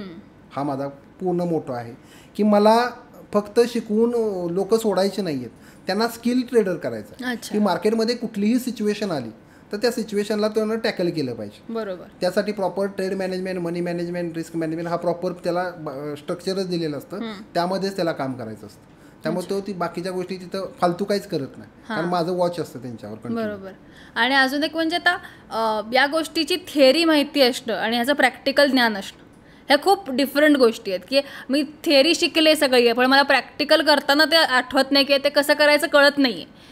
तर या गोष्टी कोर्सेसमध्ये कव्हर होतात. यासाठी आपण डेली लाईव्ह मार्केट चालू असतं त्यावेळेसच त्यांना 3 महिने कंटिन्यू लाईव्ह घेतो. ओ अच्छा. की यावेळेस असं आलं होतं, हे केलं, या पद्धतीनं आपण केलं, इथं लॉसमध्ये होतो तर आपण या पद्धतीने लॉस बुक केला, कुठं आपल्याला लॉस द्यायचा आहे, कुठं आपल्या सिच्युएशनमध्ये काय करायचे करेक्शन, ते सगळं लाईव्ह मार्केटमध्ये त्याला तिथं दिलं जातं. तुमच्याकडे येणारा विद्यार्थी हा प्रॅक्टिकल नॉलेज घेऊन बाहेर पडतो. 100% त्याला प्रॅक्टिकल नॉलेज देणं हाच आपला उद्देश आहे. मार्केटमध्ये जे सगळे ट्रेनर आहेत ते मार्केट बंद झाल्यानंतर शिकवतात, इथं बाय केलं असतं, इथं सेल केलं असतं तर प्रॉफिट झाला असता. आपण मार्केटमध्ये सिच्युएशन क्रिएट असतानाच सांगतो की इथं आपल्याला असं असं करायचं आहे, इथं एवढा स्टॉप लॉस घ्यायचा, इथं आपल्याला एवढं टार्गेट घ्यायचं आहे, हे आपल्याला मनी मॅनेजमेंट आहे, हे आपलं रिस्क मॅनेजमेंट आहे. या सगळ्या गोष्टी तिथं प्रॅक्टिकलमध्ये शिकवल्या. आम्ही असं करतोय, तुम्हीही असंच करा, हे प्रॅक्टिकल नॉलेज आपण. करेक्ट. म्हणजे हात धरून घेऊन जाणं आहे हे. आता या सगळ्यात सामान्य माणूस ज्यांना माहिती नाही आहे या गोष्टींची, यांनी तुमच्यापर्यंत कसं पोहोचायचं? तुमचे काही सेमिनार्स आहेत का किंवा ज्याच्याबद्दल आपण लोकांना माहिती देऊ शकतो? आपले प्रत्येक जिल्ह्यामध्ये आता आपण ऑफलाईन सेशन घेतोय, प्रत्येक अच्छा. हॉटेल त्या भागातलं बुक करतो, 100-150 लोकांना त्या ठिकाणी इन्व्हाइट करतो, लाईव्ह प्रॅक्टिकल नॉलेज देतो की 8 तासाचा सेमिनार असतो, चहा नाश्ता जेवण वगैरे आपण तिथं देतो सगळ्या गोष्टी.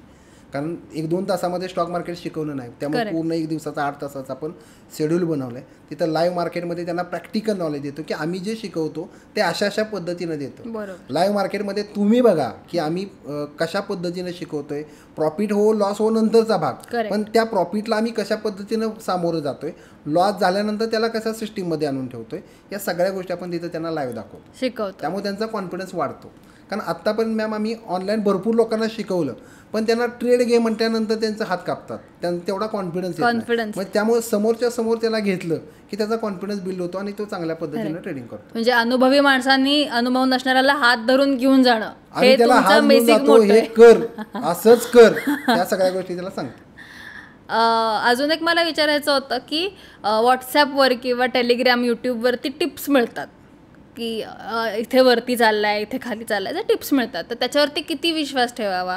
हे जे स्कॅम्स होतात किंवा हे जे फ्रॉड होतात हे त्याच्यातनं होतात का, किंवा त्याच्याला माणसांनी बळी कसं पडू नये? कसं आहे माहिती आहे का, लोकांना ऐकतं पाहिजे. आता Correct. सगळी सिस्टीम आहे की मला स्क्रीन समोर बसायचं नाही, मला ॲनालिसिस करायचं नाही, मला अभ्यास करायचा नाही, मला सगळं ऐकतं मिळालं पाहिजे. मी स्क्रीनवर बसणार, कुणीतरी मग येऊन सांगायचं मला ह्यो बाय कर ह्यो सेल कर, आणि मी ते करणार. म्हणजे मी फक्त कॉपी पेस्ट, म्हणजे मी इथं जरा अतिशयोक्ती करून बोलत असेल असं मला वाटतंय की आपली शिक्षण पद्धतीच कॉपी पेस्टची आहे. हो, तू ते वाच आणि ते इथं लिही, स्वतः काही डोकं लावू नको. करेक्ट. आणि तेच या ट्रेडिंगमध्ये लोक फॉलो करायचा प्रयत्न करतात. मग कोणीतरी आमच्यासारखा येतो, मी तुम्हाला कॉल देतो, टिप्स देतो, माझे 2,000चं सबस्क्रिप्शन घ्या, 5,000चं सबस्क्रिप्शन घ्या, मग ती लोक भरतात, बरोबर. 1-2 ट्रेड सक्सेस होतात. पण माझं मत आहे की जर तुम्ही त्या कॉल टिप्स घेत असाल तर घ्या, काय प्रॉब्लेम नाही. पण त्यानं ते का दिलेत, तोच ट्रेड का दिला, याच्या पाठीमागचं का किंवा परंतु ही सगळी कारणं शोधा. त्याचा एज्युकेशनसाठी वापर करा, ना की ते ट्रेडिंग सेटअपसाठी. कारण त्याचं लॉजिक त्याला माहीत असतं कुठं बाहेर पडायचं, कुठं एक्झिट करायचं, किंवा कुठंपर्यंत थांबायचं, कुठंपर्यंत होल्ड करायचं. ते त्याची वाट बघत असतात लॉसमध्ये की त्याचा काय मेसेज येतोय का, लॉसमधनं बाहेर पडायचं का, होल्ड करायचं का, एक्झिट करायचं, किंवा प्रॉफिटमध्ये असेल तर कुठंपर्यंत टार्गेट आहे हे त्यांना माहीत नसतं. कारण बेसच नाही, फक्त तुमच्या कॉलवर टिप्सवर तुमच्या नॉलेजवर मी इथं शानपणा करणार, मी प्रॉफिट वेल्थ क्रिएट करायचा प्रयत्न करणार, तर ते होत नाही. आणि दुसऱ्याच्या कॉल्स टिप्सवर कधी जाऊच नाही. अच्छा, स्वतः शिका, नसेल तर ट्रेडिंगच करू नका. एक खूप पर्सनल प्रश्न मला पडला की तुम्ही प्राध्यापक होतात, त्याच्यातलं प्रॉपर चेंज करून या सेक्टरमध्ये यायची, या प्रोफेशनमध्ये यायची, अशी काय घडलं की ज्याच्यामुळे तुम्ही असे इथे एवढं शिफ्ट झालात? म्हणजे समथिंग मी 2009 पासून 2020 पर्यंत प्राध्यापक म्हणूनच काम करत होतो. आणि हे शेअर वगैरे जे काय आहे ते मी विद्यार्थ्यांना 11वी पासून शिकवत होतो, कारण कॉमर्स बॅकग्राऊंड आहे माझं. शेअर म्हणजे काय, सेबी काय असतं, हे सगळ्या गोष्टी मी थेअरी मला माहीत होती, पण त्यातनं पैसे कसे कमवले जातात मला माहीत नव्हतं.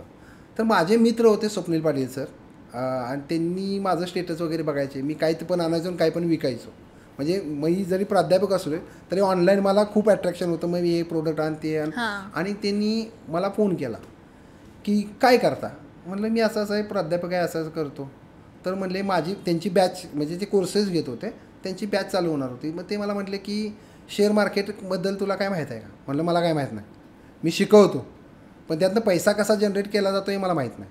मग ते म्हणले माझी बॅच चालू होत्या बेसिक टू ॲडव्हान्स, मला 1 रुपया देऊ नकोस, येऊन शिक. मला नवनवीन गोष्टी शिकायची आवड होती, मी तो शिकलो.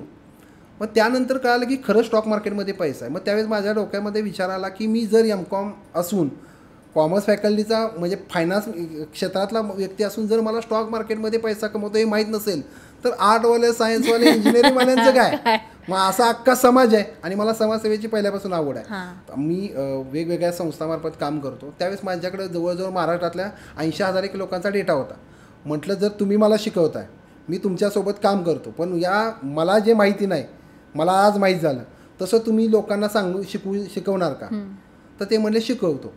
मग आम्ही 21 दिवसाचं आर्थिक साक्षर समृद्ध महाराष्ट्र अभियानाअंतर्गत 21 दिवसाचं शेअर मार्केटचं मोफत प्रशिक्षण सुरू केलं. जवळजवळ आम्ही 25,000पेक्षा जास्त लोकांना त्यातनं प्रशिक्षण देण्याचा प्रयत्न केला, पण लोकांना फुकट आणि शिकण्याची इच्छाच नाही.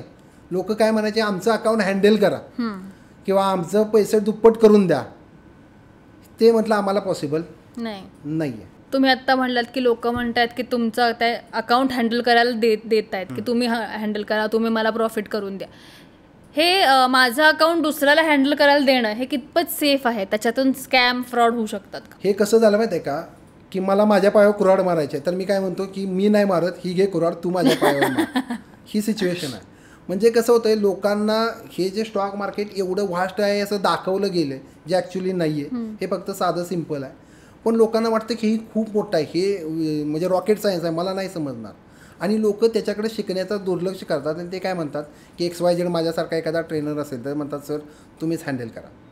आणि मग याचाच स्कॅमर फायदा घेतात. ते सांगतात की आम्ही तुम्हाला 5% देतो, 10% देतो, 15% देतो, हेराफेरीमध्ये 21 दिन में पैसा डबल देतात. तर ते शेवटी तिथं पण बुडलेत आणि इथंही बुडणारच आहेत. कारण का, स्टॉक मार्केटमध्ये कधीही एक नियम आहे स्टॉक मार्केटचा, स्टॉक मार्केटमधनं कधीही फिक्स रिटर्नची अपेक्षा करायची नाही. स्टॉक मार्केट द्यायला बसलंय, बरोबर. ते 1000% पण देईल, 10,000% पण देईल आणि सगळंच घेऊन पण जाईल. त्यामुळे जिथं फिक्स रिटर्नचा विषय येतो तिथं स्कॅम चालू झाला.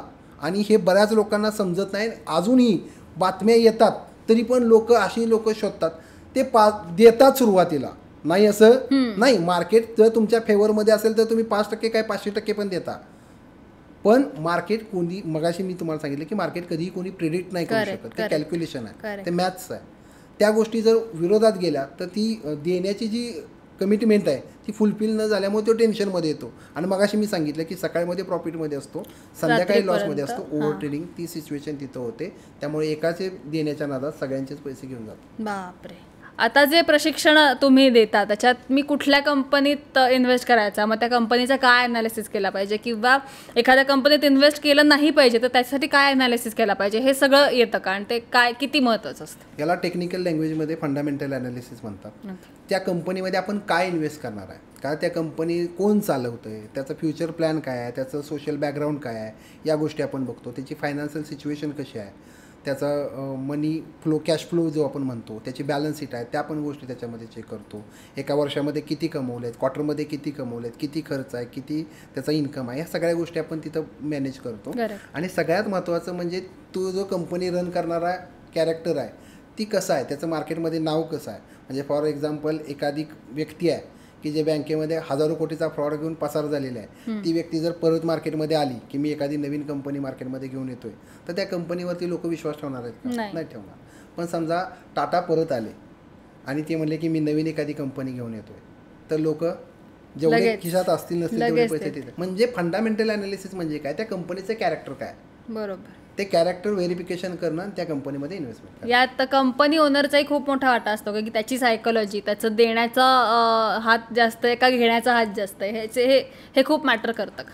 डेफिनेटली. कंपनी जो चालवणार आहे त्याचं बिहेवियर कसं आहे, समाजामध्ये त्याचं इमेज कशा पद्धतीची आहे. टाटा व्यक्तिमत्व होतं ते फक्त दानशूर व्यक्तिमत्व होतं. अजिम प्रेमजी असतील, नारायण मूर्ती असतील, हे आयडियल आहेत. करेक्ट. त्यांनी काही जरी मार्केटमध्ये आणले तर लोक त्यांच्यावर विश्वास ठेवतात. ही कंपनीची ती एक प्रोफाईल असते, त्यालाच आपण फंडामेंटल अनालिसिस. आणि अशा कंपनीमध्ये सगळेजण इन्व्हेस्ट करतात. एक सक्सेसफुल ट्रेडर व्हायच्या काय स्टेप्स असो, काय कॅरेक्टरिस्टिक्स असू शकतात? सक्सेसफुल ट्रेडरची एकच व्याख्या मी तुम्हाला सांगेन की जो प्रॉफिट आला की हरकून जात नाही आणि लॉस झाला तर रडत बसत नाही. तो प्रॉफिट झाला तर तो पचवू शकतो, लॉस झाला तर तो सिस्टमॅटिक रिकवर करू शकतो. जो डेली त्याच्या जे काय ट्रेड घेतले ते का घेतले, कशासाठी घेतले, लॉस झाला तर का झाला, हे डेली मेंटेन करतो. जो डिसिप्लिनमध्ये राहतो, जो ट्रेड मॅनेजमेंट, मनी मॅनेजमेंट, रिस्क मॅनेजमेंट, जे काही स्टॉक मार्केटचे नियम आहेत ते फॉलो करतो, तेच सक्सेसफुल ट्रेडर बनण्यासाठीचे पॅरामीटर्स आहेत, दुसरे कोणतेही नाही. बरोबर बरोबर. आणि मी असं हे केलं आहे की लोक फारशी शिकायला जात नाहीत या गोष्टी, की हां मी माझं शिकतो किंवा मी यूट्यूबवरनं शिकतो, सगळं तिथे अवेलेबल आहे. तर ह्याच्यात बेसिकली ट्रेडिंग किंवा स्टॉक मार्केटकडे लोक अर्निंग म्हणून बघतात, लर्निंग म्हणून बघत नाहीत. तर ते लर्निंग म्हणून बघणं किती महत्त्वाचं आहे? जर तुमचं लर्निंगच नसेल तर तुम्हाला येणारा अर्निंग येऊ शकत नाही. कारण तुम्हाला त्या गोष्टीचा बेसच माहीत नाही की ती का बनल्या, कशासाठी बनल्या, त्याचं कारण काय होतं, ह्या गोष्टीच तुम्हाला माहिती नाही. तुम्हाला फक्त वरवरचं माहीत आहे, पाया कसा बांधला आहे काय माहीत नाही. त्यामुळं तुम्ही त्याच्यामध्ये किती जरी मनात आणलं तर तुम्ही सक्सेसफुल होऊ शकत नाही. तुम्हाला जर एखादा व्यवसाय सुरू करायचा असेल, समजा तुम्हाला हॉटेल सुरू करायचं असेल, तर तुम्ही कर्मचाऱ्यांच्या जीवावर जर हॉटेल सुरू केलं तर तुम्ही कधी सक्सेसफुल होणार नाही. बरोबर. त्या किचनमधल्या A to Z गोष्टी तुम्हाला जर माहीत असतील तर कामगार नसतील तरी पण तुम्ही ते मॅनेज करू शकता, चांगल्या पद्धतीने ग्रो करू शकता.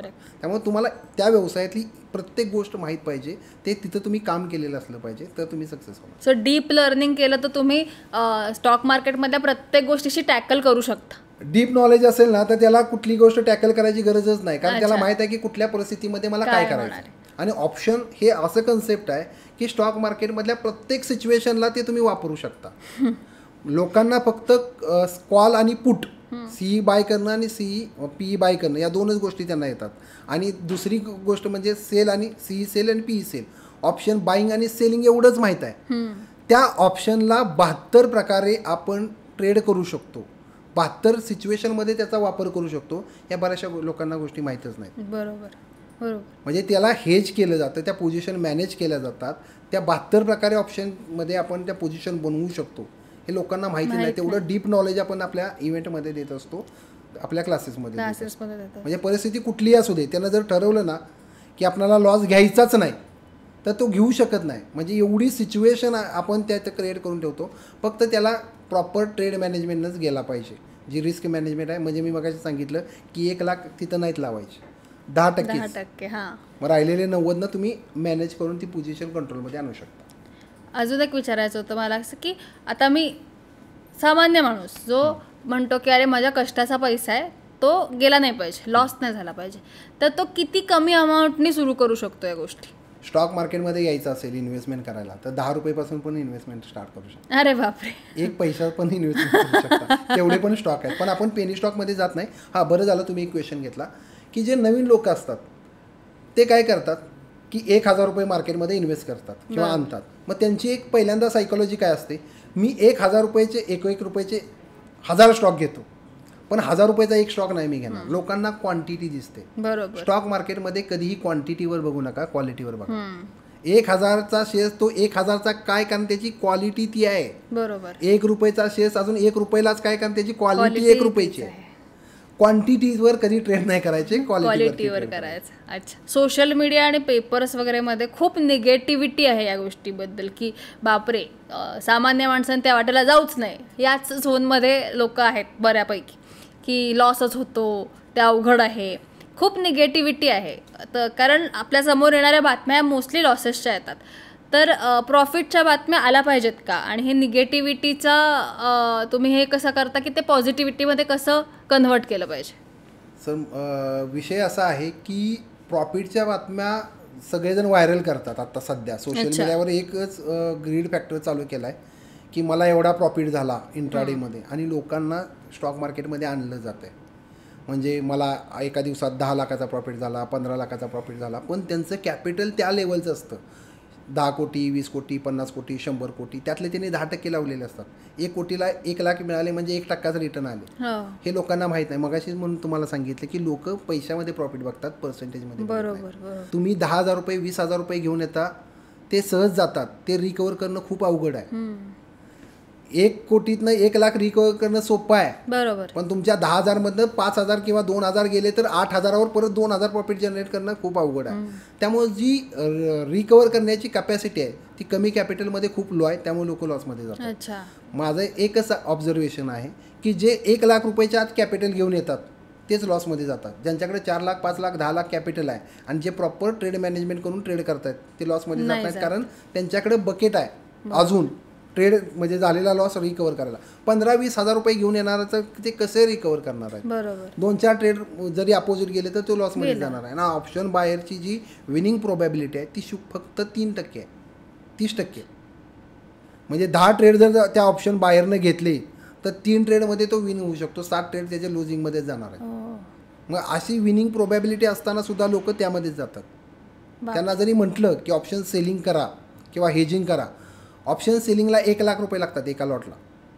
मग 1 लाख रुपये लावून 1,000 रुपये घेणं ही लोकांची मेंटॅलिटी नाही. लोकांना 10,000 रुपयेवर ती 10,000 पाहिजे. या मेंटॅलिटीमुळे लोक लॉसमध्ये जातात. मग या सगळ्यातनं हे कुठंतरी असं प्रमोट होतं आहे का की ट्रेडिंग किंवा स्टॉक मार्केट हे श्रीमंत लोकांचेच गोष्टी आहेत, त्यांनीच कराव्यात, मग मिडल क्लास माणसांनी त्यात पडू नये, या सगळ्या गोष्टी याच्यातनं प्रमोट होत आहेत का? 100% तर हेच दिसतंय आता सध्या मार्केटमध्ये की स्टॉक मार्केट हा श्रीमंताचा गेम आहे किंवा छोट्या माणसांनी किंवा कॉमन पर्सननी याच्यामध्ये येऊ नये. जर त्यांना या कॉमन लोकांना जर या गोष्टी कळाल्या की स्टॉक मार्केटमध्ये जर आपण कन्सिस्टंट प्रॉफिट घ्यायचं असेल तर प्रॉपर नॉलेज घेतलं, जसं MBBS व्हायला असेल तर आपल्याला प्रॉपर नॉलेज घेऊन यायचं असेल, पण स्टॉक मार्केटमध्ये अशी सिस्टीमच उभी करून दिली नाही लोकांना की तुम्ही तिथं शिक्षण घ्या आणि चांगलं शिका, मग ट्रेडिंग करा, प्रॉफिटेबल व्हा, असं नाही आहे. कारण काबाड कष्ट करायला सर्वसामान्य जनताच आहे, त्यांना 9 ते 5 काम करायचंच आहे. आणि त्यांना असं दाखवलं आहे की अलिबाबाचे गुहेचं दार कुणीच उघडू शकत नाही, कॉमन माणसाचं तर कामच नाही. आणि जर अल्गो वगैरे ट्रेडिंग तुम्हाला करायचं असेल तर त्याला लाख 2 लाख 5 लाख कॅपिटल लागतं, 5-10 हजारमध्ये बनतं हे लोकांना माहितीच नाही. आणि अल्गो ट्रेडिंग हे खूप मोठं रॉकेट सायन्स आहे असा बऱ्याच लोकांचा प्रश्न. त्यामुळं ही आता मला एक सांगा की अमेरिकेमध्ये 55% लोक स्टॉक मार्केटमध्ये ट्रेडिंग करतात आणि भारतामध्ये ते 8-10% आहेत फक्त. बापरे. मग तिथं जर लोक ट्रेडिंग करतात मग ते तिथे सगळे काही लॉस मेकरच आहेत का? मग ती टेक्नॉलॉजी, ती सिस्टीम आपल्याकडे आलेली नाही किंवा येऊन दिलेली नाही.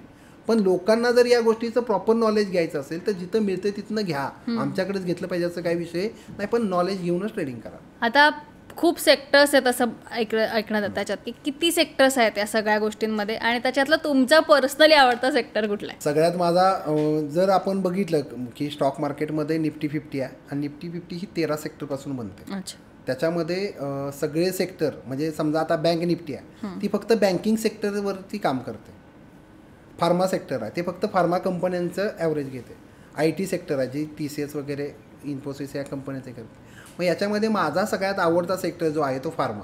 अच्छा. कारण काही जरी झालं तरी तो सेफ आहे, सगळ्यांना लागणार आहे. कोरोना जरी आला, काही जरी झालं तरी तो सेक्टर कुठं हलत नाही. आणि दुसरा म्हणजे FMCG, ज्या काही गरजेच्या गोष्टी आहेत, ज्या डेली नीड्स आहेत त्या फार्मा आणि FMCGमध्ये कंटिन्यू आपण करतो. अच्छा. तुम्ही मगाशी म्हणलात की यात तुम्हालाही खूप मोठा सुरुवातीला लॉस झाला आहे, तर मग या लॉसच्या काळामध्ये तुमच्या फॅमिलीने तुम्हाला कसा सपोर्ट केला? आणि आता आपण तसं बघायला गेलो तर हे खेळ म्हणू शकतो आपण याला एक, तर या सगळ्यात फॅमिली किती मॅटर करते आणि फॅमिलीचं सपोर्ट किती मॅटर करतो? म्हणजे महाराष्ट्रातल्या संस्कृतीचा जर विचार केला तर महाराष्ट्रातल्या लोकांना स्टॉक मार्केटमध्ये जुगारच वाटतो. कारण ते कधी प्रोफेशनली त्याच्याकडे बघत नाहीत, फक्त इमोशनली बघतात. ज्यावेळेस मला मोठा लॉस झाला आणि मी माझ्या अर्धांगिनीला सांगितला त्यावेळेस तिनं थोडा हे केलं, विरोध करायचा प्रयत्न केला, पण तिनं नंतर समजून घेतलं आणि तिनं फुल सपोर्ट केला.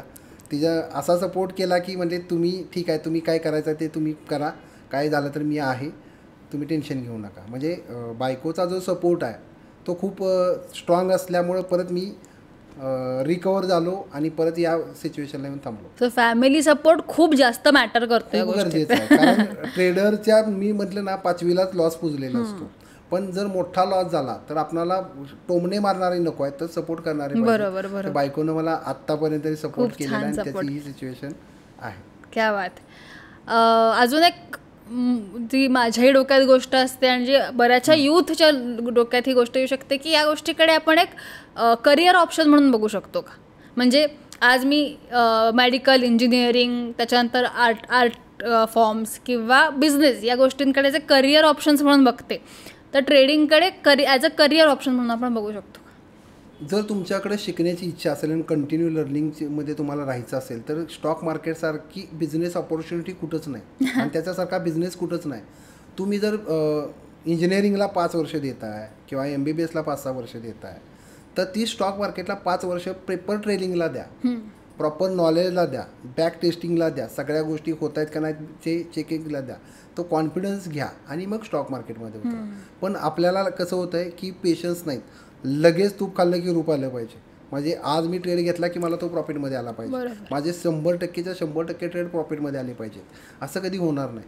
तुम्ही याला व्यवसायाकडे बघा, कमीत कमी 3 वर्ष तुम्हाला याच्यामध्ये द्यावीच लागतील. दररोज चार्ट समोर बसून चार्टच्या मुवमेंट कशा होत आहेत, त्याच्या पाठीमागची सायकोलॉजी, या गोष्टी शिकण्याची इच्छा असेल तर तुम्ही डेफिनेटली सक्सेसफुल ट्रेडर बनू शकता. पण करिअरचं ऑप्शन म्हणून तुम्ही याच्याकडे निवडताय, पण तुम्ही कधी निवडता ज्यावेळेस तुम्हाला कुठंच नोकरी लागत नाही त्यावेळेस. उमेदीच्या काळामध्ये last शिकण्याच्या resort. कालावधीमध्ये जर तुम्ही याच्याकडे करिअरचा ऑप्शन म्हणून जर बघितलं तर याच्यासारखं दुसरा कुठलाच बिझनेस नाही की तुम्हाला दिवसाला 1% जरी रिटर्न्स तुम्ही घेतले तरी एका वर्षामध्ये 1 लाखाचे 13 लाख होतात डेली 1% जरी आपण जनरेट केला. आणि स्टॉक मार्केटमध्ये माझ्याशी रिलेटेड करतील की 1% प्रॉफिट काढणं काही अवघड गोष्ट नाही एका सेकंदामध्ये किंवा एका मिनिटामध्ये सुद्धा. पण आपली भूक ती थांबतच नाही की मला जास्त प्रॉफिट जास्त प्रॉफिट, त्यामुळेच लॉसेसमध्ये जातं. आणि अजून एक विचारायचं होतं मला की आता आपल्या लिस्नर्सना, तुम्हाला यूथ लिस्नर्सना, की हे कसं मोटिवेट करता येईल की ट्रेडिशनल वेज ऑफ करिअर, की ठरलेले वेज की CA, मेडिकल, इंजिनिअरिंग याशिवाय सुद्धा तुम्ही ह्याच्याकडे ॲज अ करिअर बघा आणि ह्याच्यातनं हे करा, हे मोटिवेशन द्यायला तुम्ही काही सांगू शकाल का? जे यूथ आहेत त्यांना माझं सगळे टेक्नॉलॉजीवरच आता आहेत, कारण लहानपणापासून त्यांना मोबाईलवर झूमपासूनच आता कोरोनापासून ते शिकत आहेत. तुम्ही स्टॉक मार्केटकडे बघताना एक करिअर ऑपॉर्च्युनिटी म्हणूनच बघा. ठीक आहे, तुमच्या आईवडिलांची इच्छा असेल की CA, डॉक्टर, वकील, इंजिनियर जे काय व्हायचं आहे ते पार्ट टाईम कराच, पण डेली 2 तास तरी स्टॉक मार्केट काय आहे ते बघण्याचा, शिकण्याचा प्रयत्न करा. जसे तुम्ही कोर्सेसला पैसे देऊन करता, म्हणजे जे काही तुमची फॅकल्टी आहे, डॉक्टर, वकील, इंजिनियर, त्याला जे चार्जेस करता, तसे स्टॉक मार्केटचे स्टेप बाय स्टेप घ्या, पुस्तकं घ्या, त्याच्यातनं शिका, एखाद्या सक्सेसफुल ट्रेडरकडे जा, त्याचा गायडन्स घ्या आणि स्टेप बाय स्टेप त्याची जर्नी चालू करा. माझं सांगणं एकच आहे की जे तुम्हाला खाऊला पैसे दिलेत किंवा पॉकेट मनी जे दिलेले आहेत त्याची थोडी थोडी इन्व्हेस्टमेंट करायला सुरुवात करा. म्हणजे 10 रुपयाचे शेअर जरी बाय करून ठेवले ना तरी चालतंय. वडापाव खाण्याऐवजी 10 रुपयाचे स्टॉक बाय करा, पण इन्व्हेस्टमेंट हळूहळू चालू करा. माझी सगळ्याच आईवडिलांना किंवा सगळ्याच पालकांना एकच विनंती राहील की तुमचं एक डीमॅट अकाउंट ओपन करा आणि त्याच्यामध्ये जे काही ट्रॅव्हलिंगमधून येणारे पैसे वाचतील ते तिथे ॲड करा आणि एखाद्या चांगल्या कंपनीच्या स्टॉकमध्ये ते इन्व्हेस्ट करायला सुरू करा. SIP करा, काही करा, पण स्टॉक मार्केटमध्ये तुमच्या मुलाला त्याचे बाळकडू द्यायला सुरुवात करा. हे जसं तुम्ही समजताय तसं जुगार नाही आहे, हे प्रोफेशनल आहे. जर समजलं तर खूप काही याच्यामध्ये आहे, न समज करता जर काय तुम्ही केलं तर याच्यासारखं डेंजर काय. बरोबर.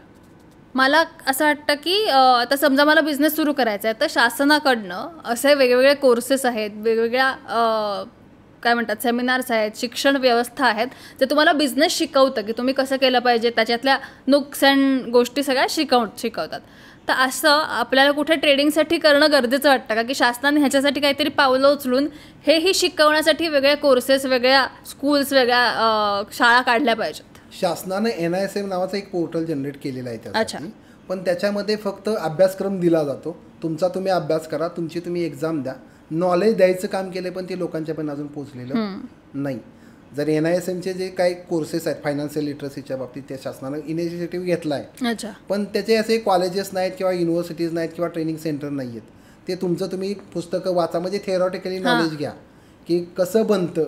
प्रॅक्टिकली नॉलेज देण्यासाठी काय प्रयत्न केलेले नाहीत आणि आपले तेच प्रयत्न आहेत. आता आपण प्रत्येक जिल्ह्यामध्ये जे इव्हेंट घेतोय, सेमिनार घेतोय, तिथं या सगळ्या गोष्टी NISMचे जे सगळे कोर्सेस आहेत ते आपण त्या ठिकाणी त्यांना शिकवण्याचा प्रयत्न करणार आहे की त्यांना थेरॉटिकली नॉलेज, प्रॅक्टिकल नॉलेज या पद्धतीनं आपण लोकांना चांगल्या पद्धतीनं, म्हणजे असं त्याच्यामध्ये कुठला ड्रॉबॅक राहणार नाही की त्याला एक ट्रेडर बनण्यासाठी गरजेचं आहे. ते सगळं नॉलेज देण्याचा आपण आता प्रयत्न करतोय. आपले प्रत्येक जिल्ह्यामध्ये आता जे सेमिनार होणार त्यातनं आपण हेच गोष्टी प्रमोट करणार. आणि तुमचे कोर्सेस पण आहेत, सेमिनार्स ही गोष्ट वेगळी, पण लॉंग टर्म कोर्सेस ज्यांना डीप लर्निंग करायचं या गोष्टीमध्ये, त्यासाठी तुमचे कोर्सेस आहेत का? हो आहेत की. बेसिक टू ॲडव्हान्सचा एक आहे की ज्यांना काही स्टॉक मार्केट माहीत नाही त्यांच्यासाठी तो एक 15 दिवसाचा आपला जवळजवळ 72 तासांचा एक आहे. त्यानंतर दुसरा एक आहे ज्यांना बऱ्यापैकी स्टॉक मार्केटमध्ये एक माहिती आहे, त्यांना ॲडव्हान्स ऑप्शन हेजिंगचा आहे. अच्छा. त्यांच्या पुढं जर जायचं असेल तर अलगो तो आहे. त्यानंतर AIचा पण एक आपण इंडिकेशनचा एक घेतलेला आहे. असे 4 कोर्सेस आपले आहेत. मग या कोर्सेससाठी कुठे तुमचे हे क्लासेस होतात त्याची सगळ्याची जरा मला माहिती द्या. आपले जे क्लासेस आहेत ते ऑनलाईन पण होतात आणि ऑफलाईन पण होतात. ज्यावेळेस आपल्याकडे तो विद्यार्थी कनेक्ट होतो त्यावेळेस त्याला व्हॉट्सअप थ्रू त्याला येणाऱ्या अपकमिंग जे इव्हेंट ज्या ठिकाणी आहेत त्याची माहिती मिळते. त्याचबरोबर जे ऑनलाईन कोर्सेस होणार आहेत ते त्याला व्हॉट्सअप थ्रू तिथं मिळून जातं. अच्छा. या गोष्टीसाठी शिकवण्यासाठी किंवा याच्यासाठी डीप लर्निंगसाठी कुठले ऑर्गनायझेशन्स आहेत किंवा तुम्ही कुठल्या ऑर्गनायझेशनशी निगडीत आहात आणि मुळात त्यांची उद्दिष्ट काय आहेत? बरोबर क्वेश्चन आहे की आत्ता आम्ही एक इनिशिएटिव्ह हाती घेतलेला आहे. फिजिकल फिट एज्युटेक हब नावाचा एक आम्ही इनिशिएटिव्ह कंपनी सुरू केलेली आहे की त्याचा उद्देश आहे की त्यांना प्रॉपर ऑप्शन बाईंगचा एक सेपरेट ट्रेनर आहे, ऑप्शन सेलिंगचा एक सेपरेट ट्रेनर आहे आणि त्याला बाकीच्या ज्या काही गोष्टी आहेत त्या शिकवण्याचं. म्हणजे फिजिकल फिट एज्युटेकचा आमचा उद्देश आहे की सर्वसामान्यातल्या सर्वसामान्य व्यक्तीला स्टॉक मार्केटमध्ये ए पासून झेडपर्यंत नॉलेज देणं, त्याचबरोबर लाईव्ह मार्केटमध्ये प्रॅक्टिकल नॉलेज देणं आणि ज्या काही प्रत्येक भागामध्ये आपण जाऊन सेमिनार वगैरे अरेंज करणार आहे तिथल्याच लोकांना तिथंच ऑफलाईन ट्रेनिंग घेता यावं, ऑनलाईन ट्रेनिंग घेता यावं, यासाठी आपण प्लॅटफॉर्म म्हणजे फ्रँचायझी मॉडेल पण आता घेऊन याचा विचार करतोय. आणि जे काही गव्हर्नमेंटनं नॉलेज दिलेलं आहे किंवा जे काही कोर्सेस दिलेत NISMचे ते त्या ठिकाणी फुलफिल करायचा आपण प्रयत्न करणार आहे. ह्याच्यात एनरोल करायला किंवा इथे ॲडमिशन घ्यायला एखाद्याची कंपल्सरी काय क्वालिफिकेशन्स असणं गरजेचं आहे? क्वालिफिकेशन मॅटर करत नाही आपल्यासाठी. आपल्याला फक्त मॅटर करतं की तो डिसिप्लिनमध्ये राहणार आहे का आणि सगळ्यात महत्त्वाचं की त्याच्याकडं क्वालिफिकेशन असो किंवा नसो शिकण्याची इच्छा पाहिजे. हे फक्त आपलं पहिलं, बरोबर, दुसरं काही नाही. क्विक अर्निंगपेक्षा क्विक लर्निंग किंवा डीप लर्निंग जास्त महत्त्वाचं आहे. अर्निंग करायचं असेल तर तुम्हाला डीप लर्निंग करणं गरजेचंच आहे, त्याशिवाय तुम्ही अर्निंगच्या मार्गाला जाऊ शकत नाही. आणि जर तुमची म्हणजे तुम्हाला तिथं एक लहान बाळ म्हणूनच शिकायचं आहे, म्हणजे तुम्हाला क्युरिओसिटी निर्माण करायची आहे. आणि आम्ही एकच वाक्य वापरतो की समजा एखाद्या व्यक्ती आपल्याकडे ॲडमिशनसाठी आला तर त्याला मी विचारतो की तुझं पास्ट एक्सपिरियन्स काय आहे, कुठले कोर्स केले, काय माहीत आहे, ते सगळं बाहेर ठेवून यायचं, ते विसरून यायचं, तर तुला इथं एंट्री नाही. कारण कसं होतं, कोरीपाटी असेल तर त्याला आपण आकार देऊ शकतो किंवा त्याला जे काय पाहिजे ते तिथं उठवू शकतो. कारण त्याच्या मनामध्ये ज्याला स्टॉक मार्केटमध्ये अयशस्वी होण्याचं आणखी एक कारण, बरं झालं तुम्ही हा विषय घेतला, की सगळंच माहीत असणं, सगळंच माहीत असणं. मग समजा मी एखादी गोष्ट त्याला एक्सप्लेन करतोय तर त्याला कुणीतरी वेगळं शिकवलेलं होतं, मग ते असं का तसं का त्याच्यामध्ये जर आला तर तो काहीच शिकू शकत नाही. त्यामुळं ट्रेनिंग घेत असताना किंवा ह्या सगळ्या गोष्टी करत असताना माझ्याकडेच नव्हे कुठंही मी दिलेलं नॉलेज जर खराब असेल तर दुसरीकडे ट्रेनिंगला जाताना ते सोडून द्या, तो काय सांगतोय ते घ्या. बरोबर, म्हणजे ज्याच्याकडे शिकायला जात आहे त्याचं पूर्ण घ्या, तर तुम्हाला त्याचे बेनिफिट मिळतील. याचा अर्ध त्याचा अर्ध भेळ मिसळ किंतु परंतु ठेवू नका, अजिबात नको. ज्याच्याकडे जायचं आहे ना त्याच्या गेटच्या बाहेर सगळं तुमचं नॉलेज झिरो करा आणि झिरो करून आत एंट्री करा. अच्छा, आता ज्यांना शिकायची इच्छा आहे किंवा ज्यांना तुमच्याशी कनेक्ट व्हायचं आहे, या सगळ्या गोष्टींबद्दल चर्चा करायला, शिकून घ्यायला, माहिती घ्यायला, तर ते कुठल्या माध्यमांथ्रू तुमच्याशी कनेक्ट होऊ शकतात? आपली वेबसाईट आहे www.tradewithphysicalfit.com नावाची. त्यानंतर आपलं यूट्यूब चॅनल आहे फिजिकल फिट एज्युटेक नावाचं, तिथं तुम्ही डायरेक्टली कनेक्ट करू शकता. अच्छा, खरं तर स्टॉक मार्केट आणि ट्रेडिंग ही खूप भीतीचा विषय, खूप भीती बसली आहे लोकांच्या मनात बिकॉज ऑफ मेनी थिंग्स. पण आज तुमच्याशी बोलल्यानंतर असं वाटतं की ह्याचं शिक्षण घेतल्यानंतर हे खूप सोपं होऊ शकतं आणि ह्यानी फायदे होऊ शकतात लोकांना. सो तुमच्याशी बोलून खूपच म्हणजे मजाही आली. ते अवघड गोष्ट सोप्या गोष्टीत कशी तुम्ही समजावून सांगितली त्याच्यामुळे खूप फरकही पडला सायकोलॉजीमध्ये आमच्या. सो थँक्यू सो मच या सगळ्यासाठी आणि हे शिकवण्यासाठी. आणि होपफुली जास्तीत जास्त लोक ह्याच्यात इंटरेस्ट घेऊन शिकून गोष्टी करतील अशा एक अपेक्षा ठेवू शकतो आपण. So thank you so much sir, तुम्ही इथे आलात आणि ही सगळी माहिती दिली त्याच्याबद्दल. थँक्यू.